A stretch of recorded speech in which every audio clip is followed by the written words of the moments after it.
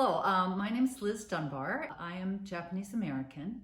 My mother is an immigrant from Japan, born and raised. Today I'm going to be making sukiyaki, which is our family favorite dish. My mother made this all the time when we were growing up. I often requested it for my birthday parties. Also, she did it often as a dinner party for other guests. My dad was in the military and we lived all over the place. So sometimes it was difficult to get Japanese ingredients. And this one, fortunately, can use a lot of ingredients that are a little easier to find. And so she was able to do this when we lived in Newfoundland and when we lived in New York and of course now in Washington State.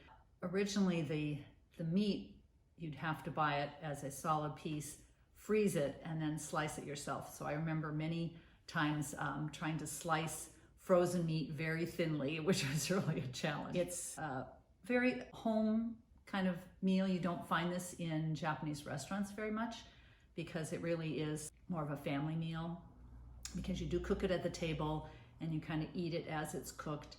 So it's not a fancy dish, but it's really delicious and our family really loves. My mother just turned 103 and we asked her what she wanted for her birthday dinner, and this is what she asked for. My sister and I have learned how to cook it, and my brothers too. I'll show you how it's making sukiyaki.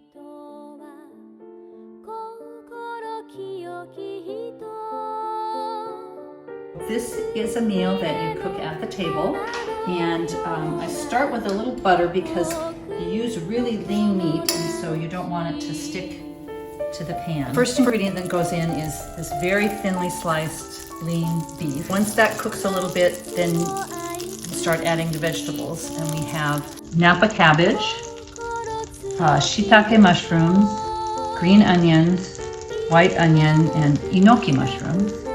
And then we have soft tofu and the mystery ingredient, which is shirataki noodles.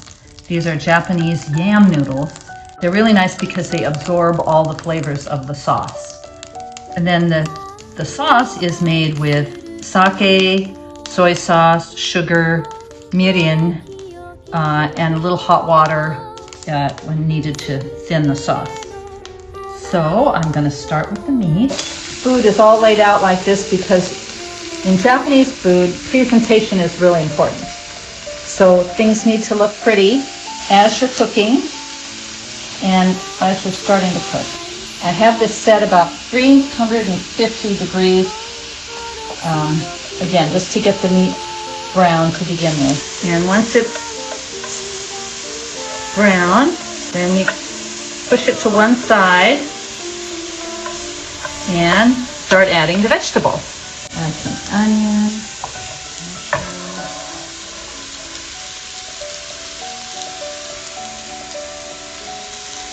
Each vegetable has its own place in the dish as well. So you, again, for presentation, you try to keep the vegetables separated while you're cooking them.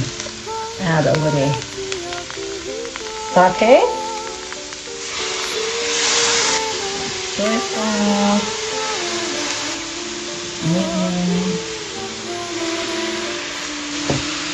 and a little sugar. Some hot water to, again, make more sauce. So now we can add the more delicate ingredients.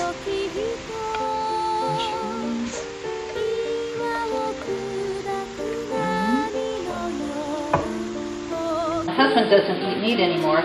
It's really important to have tofu when we make this so that there's some protein for him as well. Vegetables are cooked down, then I can add some more.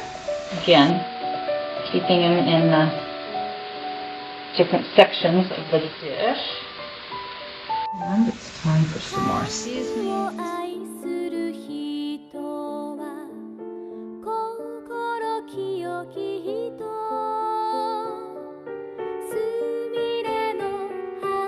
When you start out, you're kind of sauteing the food, but as the sauce builds up, then it turns more into a stew. So the typical way this is done, like I said, is you eat at the table. As first batch is done, then people start to help themselves from the pot. Then you put more in the pot and keep cooking. This is a family meal, and often whoever starts cooking the first batch, they will sit down and get to eat, and then after someone else has eaten, they'll come cook the second batch. So then we take turns.